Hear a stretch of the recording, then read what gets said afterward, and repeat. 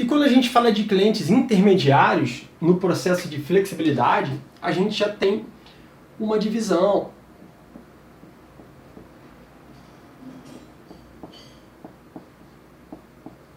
A gente divide prioritariamente em dois subgrupos.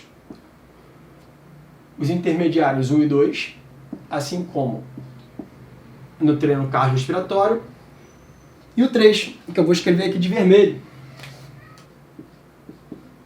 Lembrando que esses intermediários 1 e 2, normalmente são clientes ou que já vêm com histórico de flexibilidade do passado, um histórico prévio, ou então aquele cliente seu iniciante que já foi se adaptando para esse pilar, flexibilidade. E quando a gente fala de tipo de alongamento, assim como no iniciante, a gente tem o assistido, que é aquele que o personal faz no seu cliente. Lembra que é muito importante para a retenção, é aquele momento que vocês podem conversar, é aquele momento que vocês podem discutir em relação ao treino. E aí, como é que foi o treino? Foi legal? Tá muito cansado?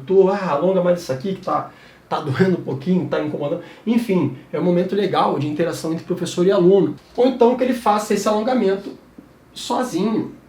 Quando que ele vai fazer esse alongamento sozinho? Principalmente quando o objetivo dele for emagrecimento ou hipertrofia, onde a valência flexibilidade tem um percentual menor. Tem problema ele fazer sozinho? Não. Já que ele é um cara intermediário, ele pode ter vindo do iniciante junto com você, ou então ele já tem uma experiência, ele já entende mais ou menos o processo de flexibilidade. Então, se você passar para ele todos esses 9 parâmetros de maneira específica, ele consegue tocar o treino, uma vez que ele tem como objetivo principal outras valências que não são a flexibilidade. Então, nesse caso, não é o problema. Agora, clientes que visam saúde, qualidade de vida e até mesmo, dependendo da performance, seja interessante que você coloque na sessão de treino acompanhado, ou seja, junto com o personal, uma parte assistida de alongamento. Métodos de treino, aqui além do método estático, que a gente usa no cliente iniciante, a gente também tem um método dinâmico, que são os alongamentos em movimento. A famosa mobilidade. Quantidade de exercícios, como ele já vem se condicionando, ou ele já tem um histórico prévio, de 8 a 10 exercícios.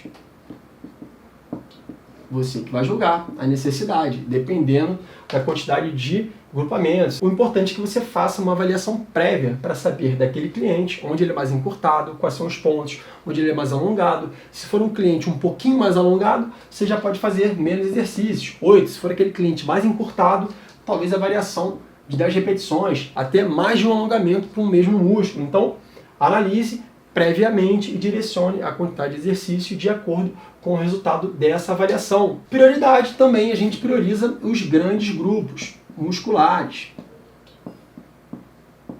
Um alongamento mais geral. E falando agora de ênfase, além de coluna,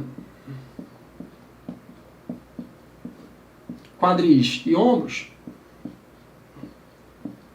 a gente também já acrescenta para esses grupos intermediários os cotovelos e os joelhos, especificamente.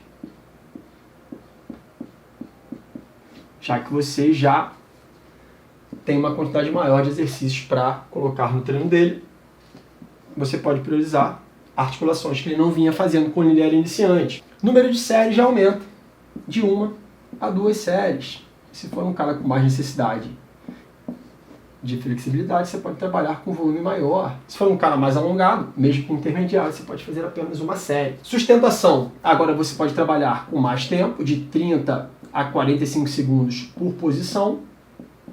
Ele já aguenta mais, já não é tão desconfortável ficar em determinada posição que ele não tinha tanta mobilidade, já que ele progrediu, ou ele já veio dessa maneira para você. Ou 10 a 15 repetições, se for o trabalho de mobilidade. Intervalos entre séries ou exercícios, ele pode ser de 20 segundos, pelo menos, o cara já suporta mais, ou unilateral, sem intervalo. Você faz um lado, depois faz o outro. E pensando em ordem, na sessão, a gente coloca antes da força e do cardio, quando o objetivo desse cliente for aquecimento. E como a gente falou antes, o seu aluno intermediário, ele já faz os alongamentos dinâmicos, ele já faz repetições, ou seja, em que momento eu encaixo esse alongamento dinâmico. 10 a 15 repetições antes do treino, quando o objetivo for o aquecimento. É legal, não só ele ficar parado. Ah, posso ficar parado também? Talvez sim, inicialmente, mas priorize antes do treino de força ou do treino cardiorrespiratório o alongamento dinâmico. Por quê? Porque durante o treino ele não fica parado, ele se movimenta.